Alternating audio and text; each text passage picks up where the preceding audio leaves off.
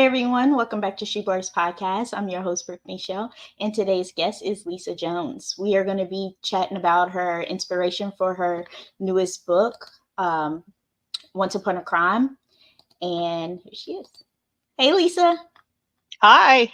Thank you so much for coming on my podcast today and being a guest. Thank you for having me. So can you tell my listeners a little bit about your newest book that's coming out, Once Upon a Crime?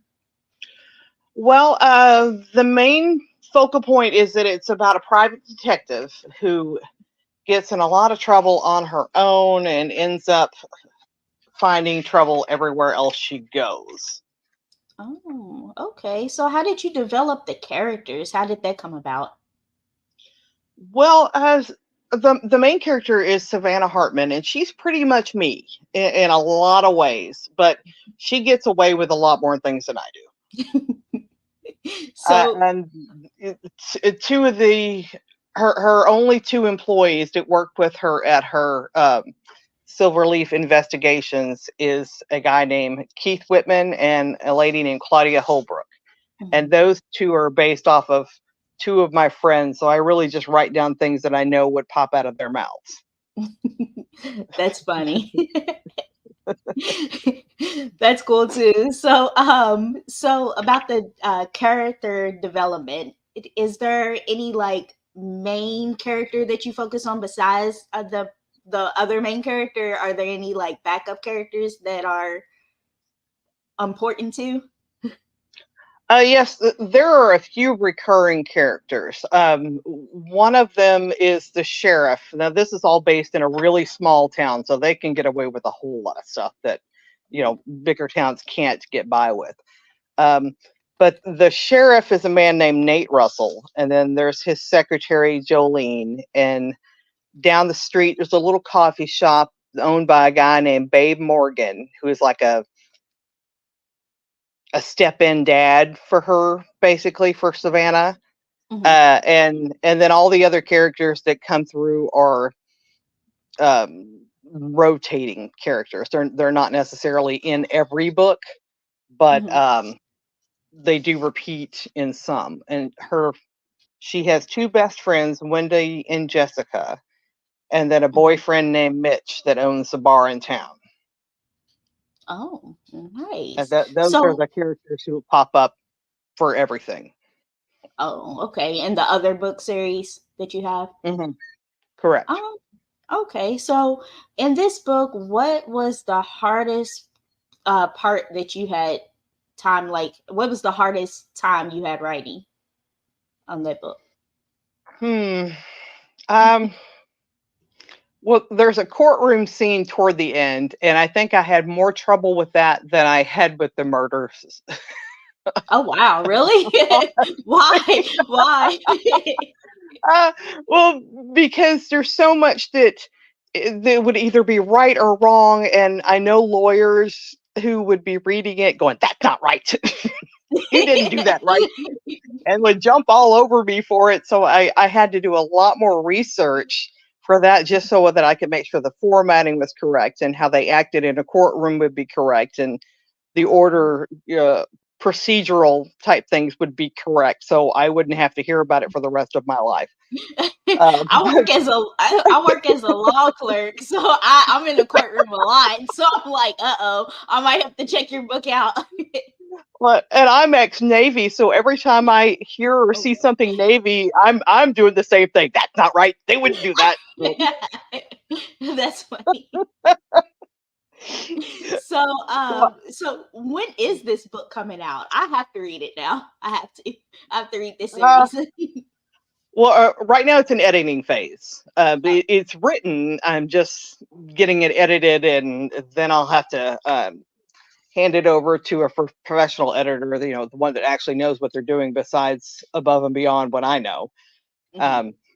I can only edit it so far. After that, I got to have somebody that is a professional to look at it and say, "Girl, what were you thinking? That's not going to work. Let's back this up a little bit," and talk me down from this ledge where I'm standing and looking down, saying, "Hey, this looks good." No, just go fix it.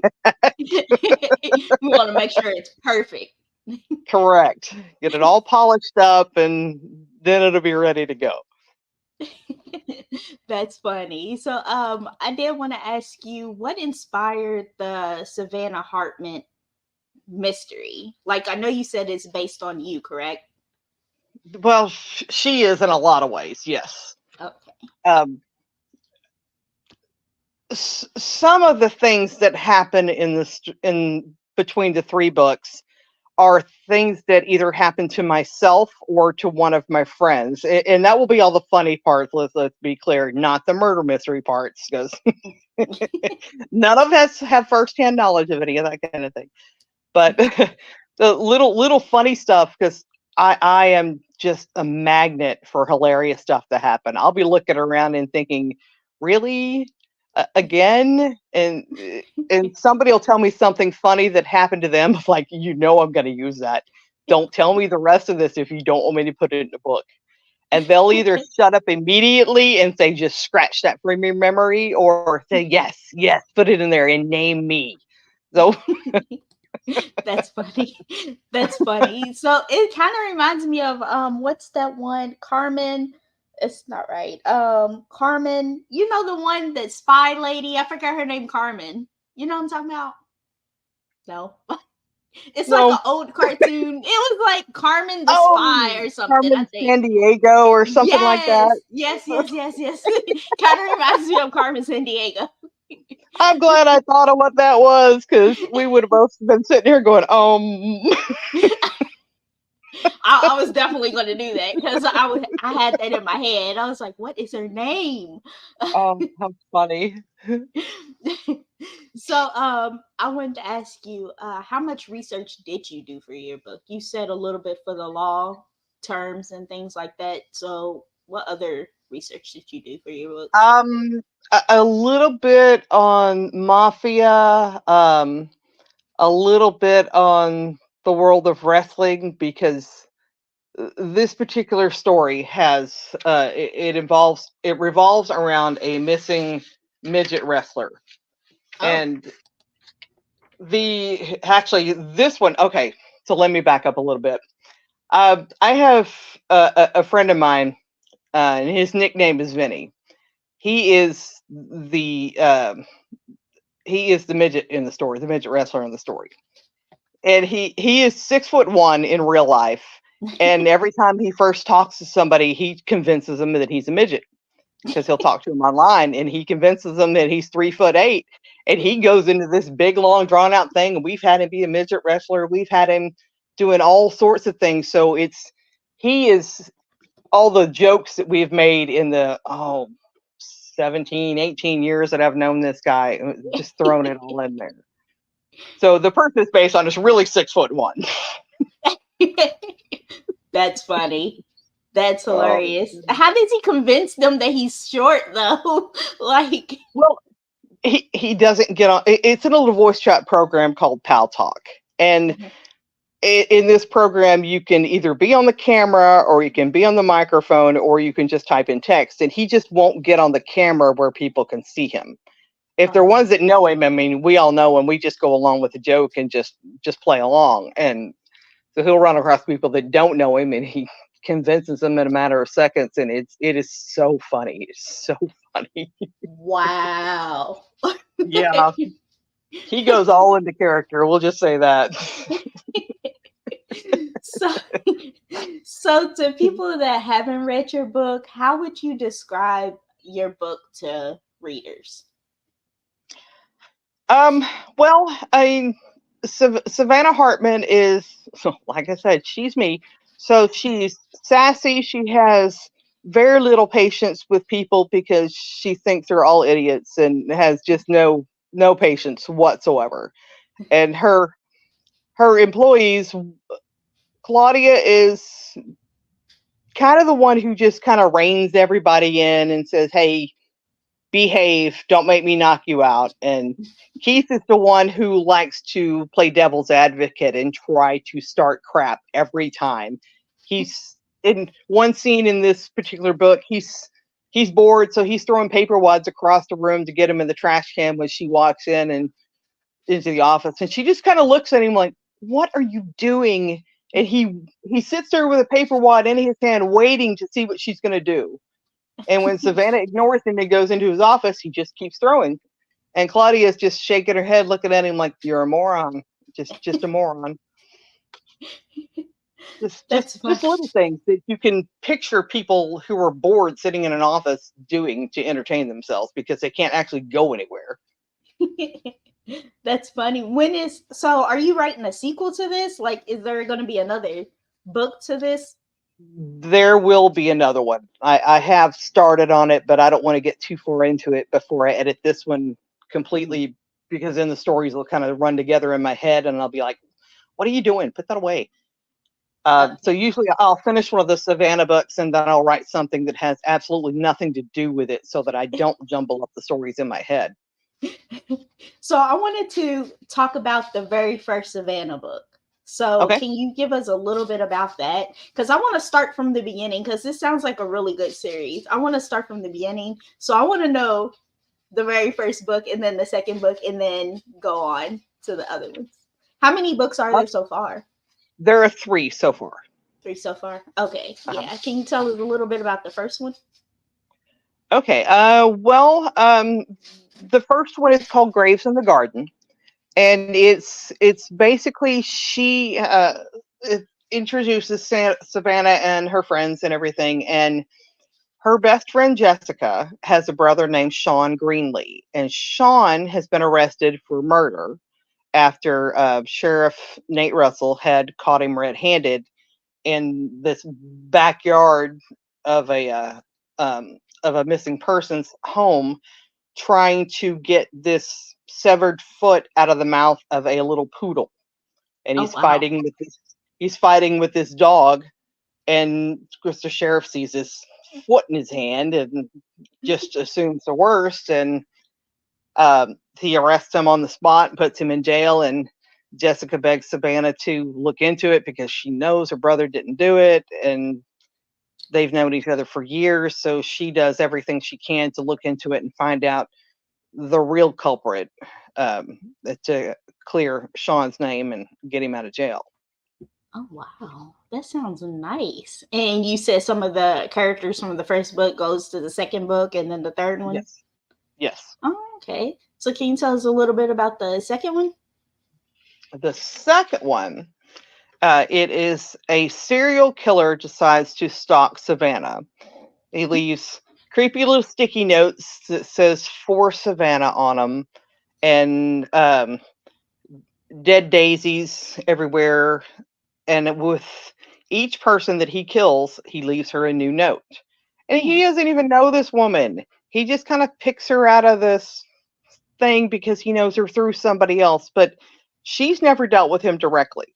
Mm-hmm. She's never met him prior to all these things happening. And then, so with each body, there's a new note. And she had made friends with the DA, who's, well, at this point, he's the assistant DA, I think. I'd have to go back and read my book to know for sure. That's terrible. In the first book, he's a defense attorney. Okay. And he decides to change sides because he gets a little sick of dealing with that side. He wants to put them away instead of helping them stay out of jail. So she had made friends with him when she was very young. Sorry, I'd forgotten to mention him. Poor Todd. I just kind of left him out in the lurch there. He brings her. She finds out that this serial killer has been leaving her notes because she's not getting them. Law enforcement is getting them. Oh. He brings her in with the Dallas police chief and an FBI agent. And that's when they tell her what has been going on and that she is being named with each of these. Oh. So that just pisses her off. And then she's just like, that's it. I'm going after this guy. I'm sick of this. And they're all telling her, hey, just step back and let us do it. And she's just looking at him like, yeah, okay, that's going to happen. And she just tears after him and does whatever she's going to do. Because that would be me. I might be scared for a second or two, but then I'm just going to get mad. And all reason, rhyme and reason is going to go right out the window, and I'm going to go chasing after somebody, get the crap beat out of me, something. But I'm going to go anyway because I'm hard-headed, and that's just how I am, and that's how she is. So those sound like really, really good books. I definitely will pick them up. So I have had a blast writing them. That's for sure. Where can my listeners and your readers find these books? Are they on Amazon or your website? They are on Amazon. They are on my website. They are on barnesandnoble.com. Where else do I have them? I have them on Google Play Books as well. Okay. Yeah. So I want to ask you a few questions about you being a writer yourself, like a few history questions, I guess, for your listeners and for your readers. So have you had writer's block writing your books? Of course. I have at times, and when that happens, I carry, this is going to sound crazy, I carry around a little Ziploc bag full of note cards. Really? At all times. Yes. Oh, wow. Because that's how I do an outline. So I'll write it on a card, and then I spread the cards out and put them in the order that I want to write them. Oh. I'm ADD, so if I put it on a page somewhere, I'm going to go nuts trying to figure out what I did with that page. It's a lot easier for me to keep up with a little stack, put numbers on them, line them out. Say, okay, I got it now, and just I'll either write them out that way and go with them as they go, or I'll start on them and say, no, this one comes out. This one goes in the trash. This one stays for later. Okay, now what do I do to fill this huge hole that I just yanked 5 cards out of my stack from? Wow. You're the first person I've heard that does that kind of writing process. That's neat. That's probably because they don't want to admit it. I would be all over the place, like you said. Like, man. I'll take notes on something, and then I'm like, oh my gosh, what did I do with it? What file is it in my computer? Forget it. I'm tired of looking for this crap. Let me just put it all in one place. So I'll if something pops in my head, like if I have a dream or something, I have paper sitting next to the bed that I can just scribble down whatever I remember real quick, and then I go back later and I look at it like, I have no idea what I just wrote down. So I don't know what this is. This is doctor's handwriting. I don't know what this is. So as a writer, do you do the plot first or the characters first? Like, actually, I do the title first. Really? Yeah, I do the title, and I kind of figure out what the main crime is going to be, because in this series, there's like with the second book in the series has the serial killer. So there's the serial killer going around doing their thing, killing people off, and trying to make it look like it's no big deal. And in the background, she's a private investigator, so she's still got to investigate other cases. She doesn't want to spend all her time on this one thing. And who wants to read this one thing for an entire book and not have other little things going on? I mean, I would be bored out of my mind, and I'd have to close the book myself, even if I wrote it. I mean, that's just, I couldn't do that. So I'll, just kind of spread it out, and she'll be working on these different cases, and then some of them may or may not end up tying into the main focus of the book, and some may just be to lead her to where she figures out the things for the main purpose of the book. Oh, okay. I like that. I like that a lot. So on social media as an author, how do you use social media as an author? Like, how do you, I guess, get your book out there, promote your book? I try to do as much word of mouth as I can, because I am one of the worst people at marketing that is on the planet. I am so terrible at it. But if they spend 5 minutes talking to me, they're like, I'm going to go buy this because I want to know what's going on. Yeah, yeah, you definitely want me to go read them. Like, yeah. marketing is not my skill set.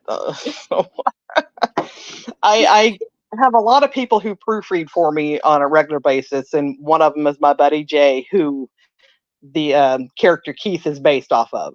I'll send him something. I'm like, all right, get your butt busy. Go read this. Go read it. And if he and the most current one, the Once Upon a Crime, I sent it to him months ago. He's gonna kill me for telling this on the here, but I sent it to him months ago, and he's been so busy with work that he hadn't had a chance. So every couple of days, I'll send him a message. You start reading it yet? Just because I'm messing with him. And he knows. I mean, he's known me for like 28 years. He knows that I'm just messing with him. So, and he does the same to me. It's just funny. Every couple of days, you start reading yet? He's like, stop it. Like, I'll get to it when I get to it. Quit reminding me every 6 months. Yeah, that's him. So what? I can get the backlash for that now. What part of your 3 books have you had the most fun writing? Oh man, probably the guy that she's dating, because she is so socially awkward. It's not even funny. She just and not me. I just don't like people in general. I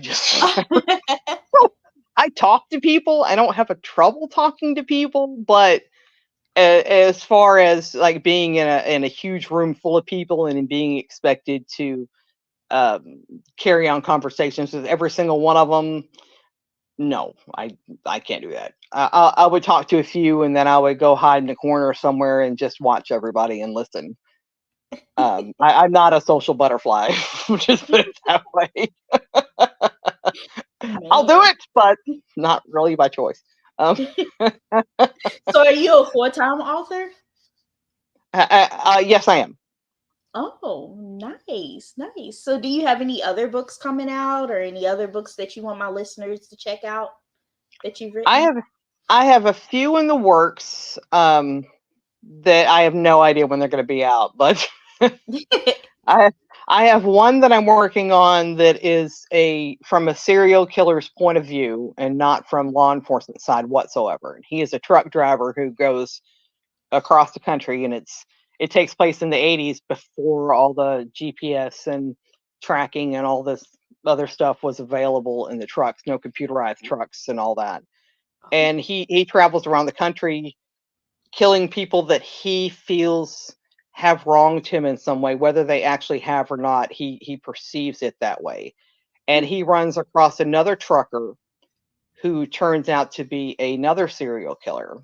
Who is just sloppy and messy and idolizes him and follows him, and then manages to get ahead of him and starts killing people, and things are getting blamed on the first driver. So it ends up being a duel between the two of them to see who's going to win out. Oh my God. When does this come out? Oh, that was going to be a long. I'm only on chapter 3. It's going to be a while. Oh my God. And when I started doing the research on that one was in 4 years ago. And I did a post on Facebook, and I found out how many twisted friends that I actually have. Because I said, who wants to be killed off in a book? I had 67 people tell me, me. and now I kind of want to be killed off in the book too. We can run. One of them was the late Nikki McKibben from the first season of American Idol. She was from a town not that far from me, and I had befriended her and gotten to know her pretty well, and she wanted to be killed off in that book. And maybe someday I'll honor that, but right now I can't justify that in my head to do that at this point. So in Once Upon a Crime, I made her a recurring character from Savannah's childhood. Nice. So when Karma Fagan shows up, that's Nikki McKibben and her husband, Craig. Oh, okay. I like that. So you made her one of the reoccurring characters in. I did. That was nice. Does she know it's about her? Like, she know?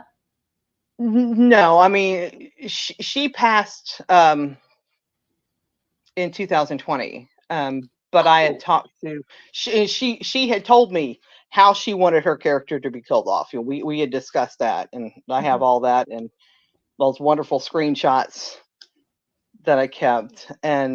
But recently I had messaged her husband and said, "Hey, this is what she wanted, but I don't Yeah. feel right about doing that at this point. But I'm going to make her a recurring character. Is this okay with you?" And he was all for it. Oh, So well, that's sweet. I didn't know she passed. That's sad. yes, Yeah. she did. Oh, dang. That was my Yeah, next question. I was gonna ask you, have you killed off a character that you love, that the readers loved? But I don't know I if I want to did. ask now. I did from the first one, but I don't want to spoil it and tell you who it was. Oh But man. when he it was a man, I'll tell you that much. He was killed off in the second book, and a friend of mine in Oklahoma, when she had read the second book, she fussed at me left and right. She's like, "I can't believe you killed him off." She went on Annie Wilkes on you. She did. My number one fan. Yes, she did. That's funny. So, is there any like final things you want to say to your readers and my listeners before I let you go? Well, I guess the biggest thing I can say is I hope to have you as a new reader. Oh, yep. You have definitely have me. You sold me. Like, I'm sold on it. But I want to thank you so much, Lisa, for coming on my podcast today and chatting with me. I thank you so much for having me here. This is my first time to do a podcast, and I had a blast. Oh, well, I'm happy I'm the first one. You have a good day. You too. Bye. Hey everyone, I want to thank you all so much for listening to Sheepor's podcast and welcome back. And I'm back to 2024. So this was my first interview of the year and I hope you all enjoyed it. See you next time. Bye.